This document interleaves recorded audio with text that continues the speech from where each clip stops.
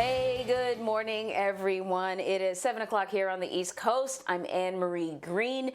Boy, we've got some breaking news really just in the last few minutes, starting things off with some new developments on a vaccine for the coronavirus. We're hearing more from Pfizer. You may recall that Pfizer announced that they had developed a vaccine that was 90% effective. Well, now they say in the final analysis, looking at their last few pieces of data, their vaccine is in fact 95% effective. That's according to Pfizer itself now.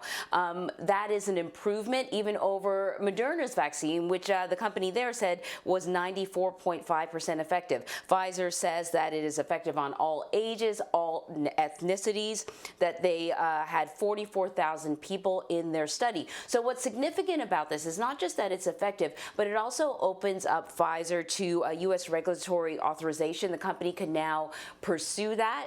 The other issue with Pfizer, though, and we talked about this yesterday, and there's a great article on our website about it, is Pfizer's vaccine needs specialized equipment for it to be transported. It needs to be very, very, very cold.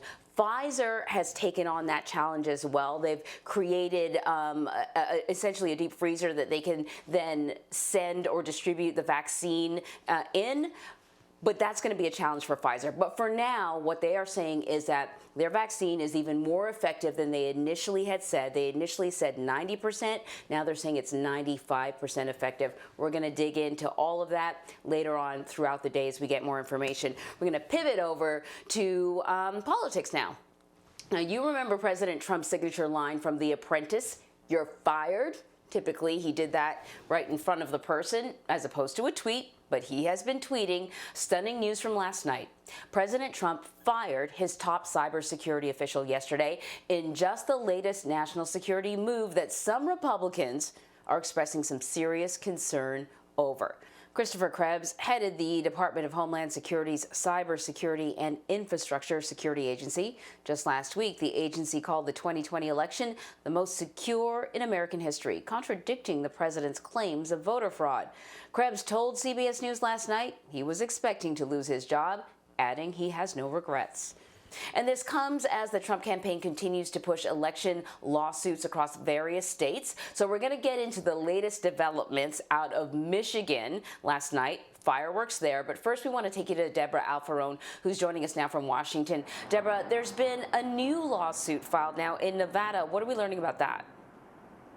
Anne-Marie, what we're learning is that the Trump campaign and other supporters filed this lawsuit saying that they have found evidence of thousands of illegitimate votes. This ahead of the deadline for all of those votes to be certified next week. 2 weeks after Election Day, supporters of President Trump rallied in central Pennsylvania to cheer on the latest legal attempt to overturn the results. I just want to help support the president and what he's doing to make sure all the legal votes get counted. President Trump lost Pennsylvania to Joe Biden by more than 80,000 votes. Experts say the legal effort to overturn election results, led by Rudy Giuliani, is a long shot. Every single legal vote that has been cast and reported has been upheld by the courts in every single piece of litigation nationwide so far. Last night, the president fired Chris Krebs, the administration's top election security official. Krebs has been vocal since Election Day, disputing claims of voting fraud. Treat all sensational and unverified claims with skepticism, to seek trusted sources of information, and that's going to be your state and local election officials. With President Trump refusing to concede, President-elect Biden has been blocked from receiving intelligence briefings usually given during the transition process. So he's had to find other ways to prepare for the White House. Defense, intelligence, the whole gambit. Yesterday, Mr. Biden spoke with former national security officials who served in Republican and Democratic administrations. There's no presidential responsibility more important than protecting the American people. Also prohibited from speaking with federal health officials, the Biden transition team will meet with pharmaceutical companies this week to learn more about the coronavirus vaccines.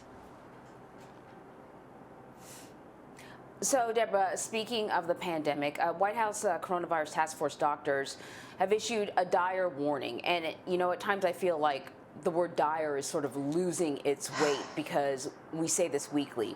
But what did we hear yesterday? What do you know? Anne-Marie, I don't know. It feels like a gut punch, these numbers, though, I have to tell you. And we do say dire all the time here in 2020. But the numbers are chilling. They say if we don't do anything, no mitigation factors, that they fear that 1,500 people a day could die by next week. And by Christmas, it could be 2,000 people a day. What they want to do is they want bars to close, they want indoor dining to stop, and they say if we don't do anything, hospitals are going to be overrun. They made this very clear yesterday to Vice President Mike Pence, so now we just wait and see what actions he might take. It is March all over again. Deborah, thank you so much. Yep.